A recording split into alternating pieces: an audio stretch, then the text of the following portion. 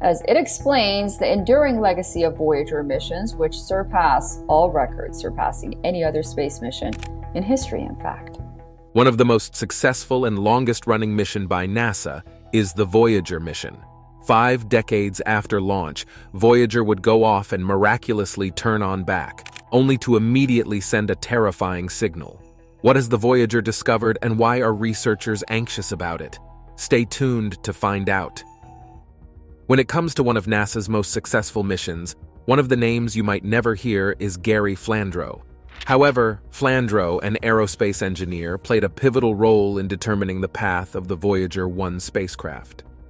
His insights and calculations led to the successful execution of the Voyager missions, which have since become iconic in the annals of space exploration. While working at NASA's Jet Propulsion Laboratory JPL in the mid-60s, Flandro made a groundbreaking discovery.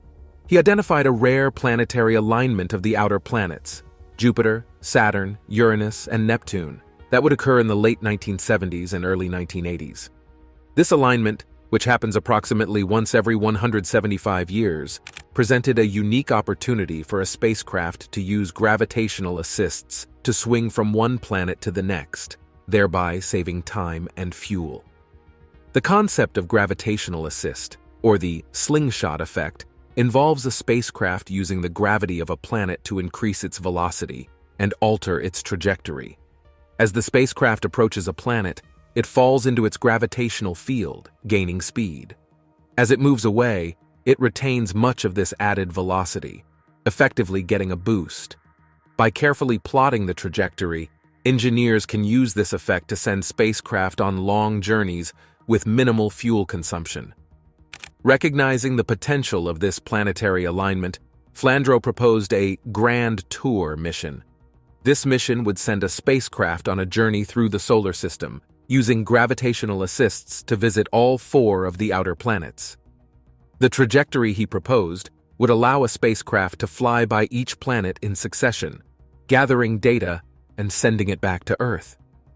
The implications of Flandro's discovery were profound. Not only would such a mission provide unprecedented data about the outer planets, but it would also do so in a fraction of the time that would be required if each planet were targeted individually. Furthermore, the fuel savings from using gravitational assists meant that the mission could be accomplished with the technology and resources available at the time. However, despite the potential benefits, there were also significant challenges. Plotting a trajectory that would take advantage of the gravitational assists from multiple planets required precise calculations and timing. The spacecraft would need to arrive at each planet at exactly the right time and in the right position to receive the necessary boost to continue on to the next destination. Any miscalculation or technical failure could result in the mission's failure.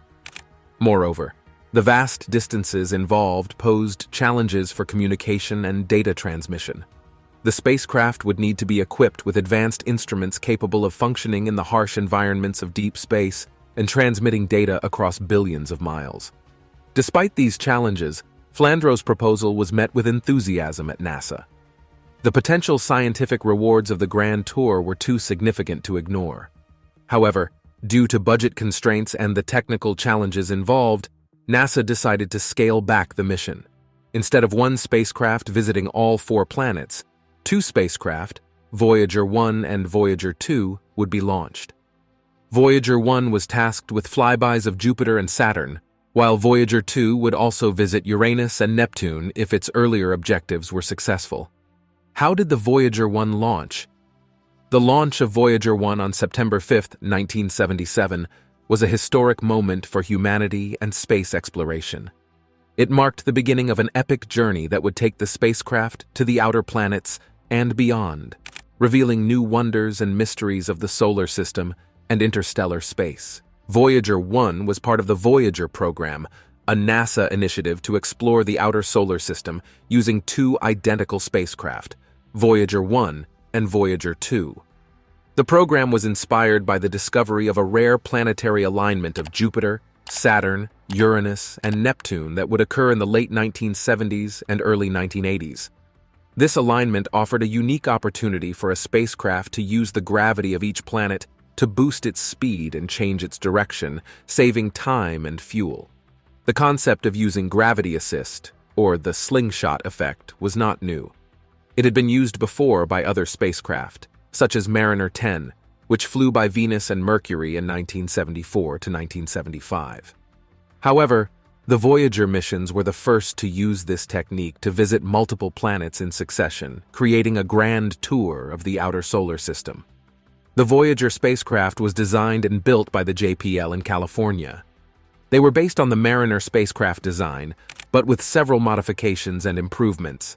They carried a suite of 11 scientific instruments to study the planets and their moons, rings, magnetic fields, atmospheres, and radiation environments. They also carried a special cargo, a golden record containing sounds and images of Earth as a message to any potential extraterrestrial intelligence that might encounter them. The launch of Voyager 1 took place at Cape Canaveral Air Force Station in Florida, aboard a Titan III-E Centaur rocket. The launch was delayed by 2 weeks due to a technical problem with the rocket's guidance system. Finally, on September 5, 1977, Voyager 1 lifted off from Launch Complex 41 and soared into the sky. Voyager 1 followed a faster and shorter trajectory than its twin Voyager 2, which had been launched 2 weeks earlier. It reached the asteroid belt in November 1977 and crossed it without any problems. It then began its imaging mission of Jupiter in April 1978, when it was about 165 million miles or 265 million kilometers from the planet. Voyager 1's closest approach to Jupiter occurred on March 5, 1979, at a distance of about 217,000 miles or 349,000 kilometers. Voyager 1 was the second spacecraft to visit Jupiter, after Pioneer 10 and 11, but it was the first to reveal many of its secrets and surprises. Voyager 1 flew by Jupiter on March 5, 1979, at a distance of about 217,000 miles or 349,000 kilometers from the planet's cloud tops. During its encounter, it made several discoveries and observations that revolutionized our understanding of the gas giant and its moons. One of the most striking discoveries was that Jupiter has a thin ring around it, which was not visible from Earth. The ring is composed of dust particles that are probably ejected from the inner moons by meteoroid impacts. The ring is less than 19 miles or 30 kilometers thick and has an inner edge at about 50,000 miles or 80,000 kilometers from Jupiter's center. Voyager 1 also discovered 2 new moons orbiting within the ring, Thebe and Metis. They are small and irregularly shaped, with diameters of about 62 miles or 100 kilometers and 25 miles or 40 kilometers respectively.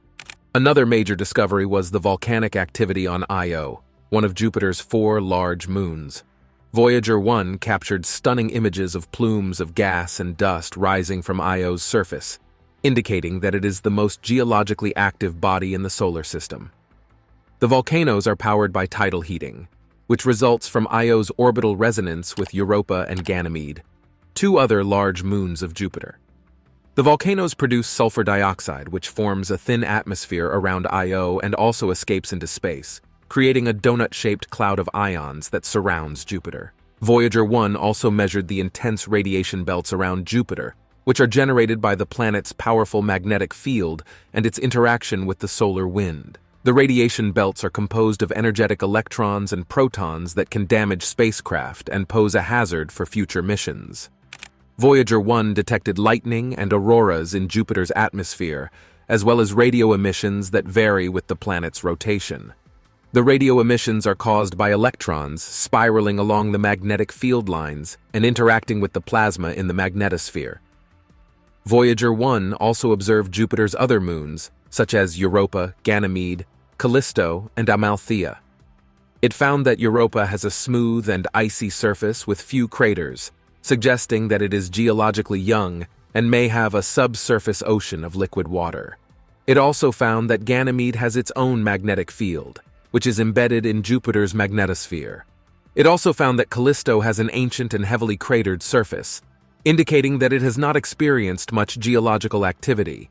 It also found that Amalthea is oblong in shape and reddish in color, possibly due to sulfur from Io after leaving Jupiter. Voyager 1 headed towards Saturn. its next destination. It arrived at Saturn on November 12, 1980, passing by the planet at a distance of about 77,000 miles, or 124,000 kilometers. It also flew by Saturn's largest moon, Titan, at a distance of about 4,030 miles, or 6,490 kilometers, making it the first spacecraft to study Titan's thick atmosphere. Voyager 1 was the second spacecraft to visit Saturn, after Pioneer 11, but it was the first to reveal many of its secrets and surprises. Voyager 1 flew by Saturn on November 12, 1980, at a distance of about 77,000 miles, or 124,000 kilometers, from the planet's cloud tops. During its encounter, it made several discoveries and observations that revolutionized our understanding of the ringed planet and its moons. One of the most striking discoveries was that Saturn has a new ring, called the G-ring, which was not visible from Earth. The G-ring is composed of tiny particles that are probably ejected from the inner moons by meteoroid impacts. The G-ring is very faint and narrow, with a width of about 4,700 miles or 7,500 kilometers, and an inner edge at about 104,000 miles or 167,000 kilometers from Saturn's center. Voyager 1 also discovered 5 new moons orbiting within or near the rings: Prometheus, Pandora, Atlas, Epimetheus, and Janus. They are small and irregularly shaped, with diameters ranging from 40 miles or 64 kilometers to 90 miles or 144 kilometers, respectively. They are also known as shepherd moons because they help maintain the shape and stability of the rings by their gravitational influence. Another major discovery was the complex structure and dynamics of Saturn's rings, which are composed of billions of ice and rock particles ranging in size from dust grains to boulders. Voyager 1 found that the rings are not uniform but have gaps, waves, braids, spokes, and kinks that result from the interactions between the ring particles and the moons. For example, Voyager 1 observed a gap in the A ring that is caused by the orbital resonance with the moon Mimas. It also observed a wave pattern in the B ring that is caused by the orbital resonance with the moon Janus. It also observed spokes in the B ring that are transient features that may be caused by electrostatic charging of the ring particles by lightning in Saturn's atmosphere. Voyager 1 also measured the magnetic field and the magnetosphere of Saturn, which are generated by the planet's rotation and its interaction with the solar wind. The magnetic field of Saturn is similar to that of Earth, but much stronger and more tilted. The magnetosphere of Saturn is a huge region of space that surrounds the planet and extends beyond its rings. It contains plasma particles that originate from Saturn's atmosphere, its rings, and its moons. Voyager 1 detected auroras and radio emissions from Saturn, as well as plasma waves and energetic particles in its magnetosphere. Voyager 1 also observed Saturn's other moons, such as Titan, Enceladus, Mimas, Tethys, Dione, Rhea, Hyperion, Iapetus, and Phoebe. It found that Titan has a thick atmosphere of nitrogen and methane, which makes it the only moon in the solar system with a substantial atmosphere. It also found that Enceladus has a smooth and bright surface with few craters, indicating that it is geologically active and may have a subsurface ocean of liquid water. It also found that Mimas has a huge crater called Herschel that covers a third of its diameter. It also found that Iapetus has a striking contrast between its dark and bright hemispheres. On February 17, 1998, Voyager 1 became the most distant human-made object from Earth after overtaking NASA's Pioneer 10. On August 16, 2006, it reached 100 astronomical units from the Sun, about 9.3 billion miles or 15 billion kilometers. Voyager 1 became the most distant human-made object from Earth, currently about 15 billion miles or 24 billion kilometers away, after crossing the heliopause and entering interstellar space, the first time in history that a human-made object did so. Despite its incredible distance and age, Voyager 1 still communicates with Earth. How is this possible? This is where the satellite's radio communication system and the Deep Space Network, DSN, come in. The radio communication system of Voyager 1 consists of a 3.7-meter or 12 feet diameter high gain Cassegrain antenna that can send and receive radio waves via the 3 DSN stations on Earth. The antenna is mounted on a platform that can rotate and point to any direction in space. The antenna can transmit and receive signals in 2 frequency bands. The S-band, about 13 centimeters in wavelength, and the X-band, about 3.6 centimeters in wavelength. The S-band is used for sending commands and engineering data, while the X-band is used for sending scientific data and images. The DSN is a collection of big radio antennas in different parts of the world that can communicate with spacecraft in deep space. There are DSN locations near Canberra, Australia, Madrid, Spain, and Goldstone, California. These sites are almost evenly spaced around the planet, so that as the Earth rotates, at least one site can always have a clear view of Voyager 1. Each site has several antennas of different sizes, but the largest one is 70 meters in diameter. This antenna is needed to detect the very weak signals from Voyager 1, which are about 20 billion times weaker than what is needed to run a digital watch. The communication between Voyager 1 and Earth is not instantaneous, but takes time, depending on the distance between them. The radio signals travel at the speed of light, which is about 186,000 miles or 300,000 kilometers per second. However, since Voyager 1 is so far away, it takes about 21 hours for a signal to travel from Voyager 1 to Earth, or vice versa.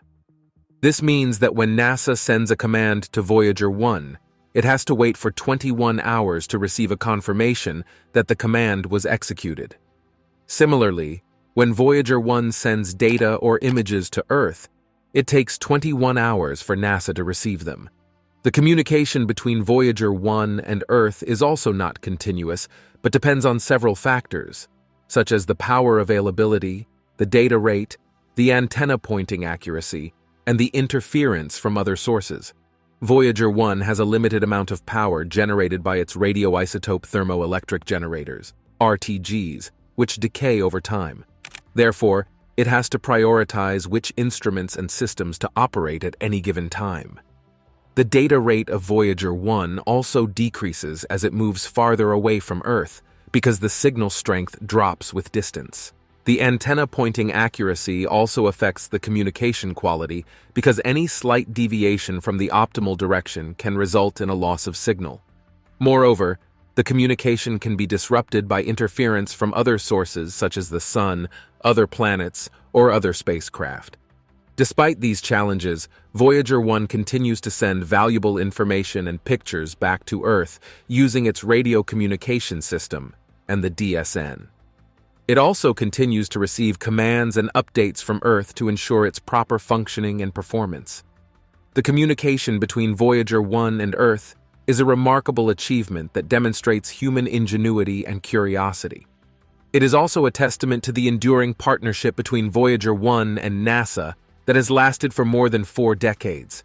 But what is happening to the Voyager 1 in interstellar space? Interstellar space is the region of space that lies between the stars in a galaxy.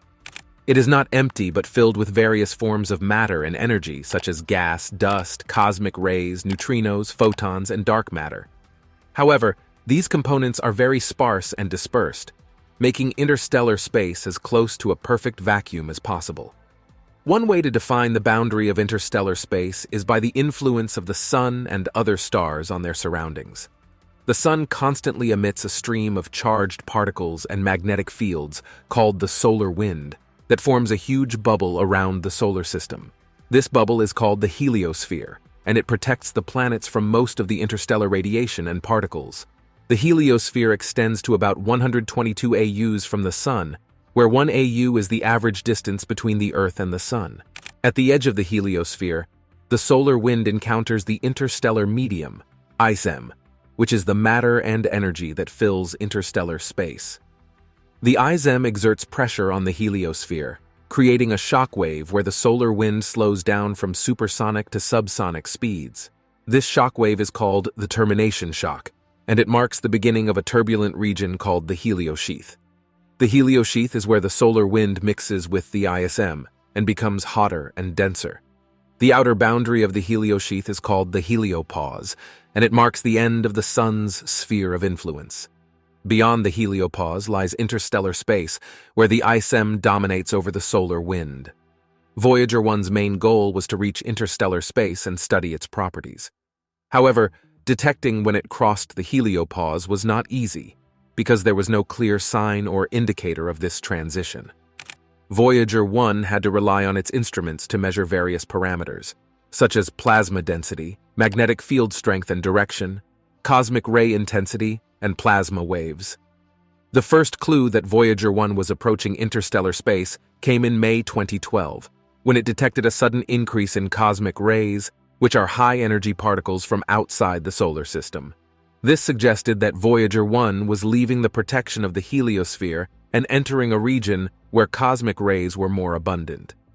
The second clue came in June 2012, when Voyager 1 detected a decrease in solar wind particles, which indicated that it was moving away from the source of these particles. However, this was not conclusive evidence of entering interstellar space because there could be other factors that affect the solar wind density. The third and final clue came in August 2012, when Voyager 1 detected a dramatic change in plasma density and magnetic field direction. Plasma is a gas of charged particles that can carry electric currents and generate magnetic fields. Voyager 1 measured plasma density using its plasma wave instrument, or PWS, which detects oscillations or vibrations in plasma caused by various phenomena. On August 25, 2012, Voyager 1 recorded a sharp increase in plasma density, from about 0.002 per cubic centimeter to about 0.08 per cubic centimeter. This meant that Voyager 1 had crossed into a region where plasma was much denser than inside the heliosphere. Voyager 1 also measured magnetic field strength and direction using its magnetometer, MAG, which detects changes in magnetic fields caused by electric currents or moving charges. On August 25, 2012, Voyager 1 recorded a change in magnetic field direction by about 20 degrees. This meant that Voyager 1 had crossed into a region where magnetic fields were oriented differently than inside the heliosphere. These two measurements confirmed that Voyager 1 had entered interstellar space for the first time in history. However, this confirmation was not immediate, because it took about 17 hours for Voyager 1's signals to reach Earth due to its immense distance. Moreover, it took several months for scientists to analyze and verify Voyager 1's data before announcing this milestone to the public in September 2013. However, communication with Voyager 1 will not last forever. The reason is that Voyager 1's fuel supply is not infinite. Eventually, it will run out of juice and be left to wander the galaxy alone. According to NASA, Voyager 1 will have enough power to operate one instrument until 2025, and then it will have to turn off its radio transmitter and go silent forever. However, even after that, Voyager 1 will continue its journey into interstellar space, carrying a golden record containing sounds and images of Earth as a message to any potential extraterrestrial intelligence that might encounter it. It will also continue to be a legacy of human curiosity, creativity, and ingenuity that has lasted for eternity.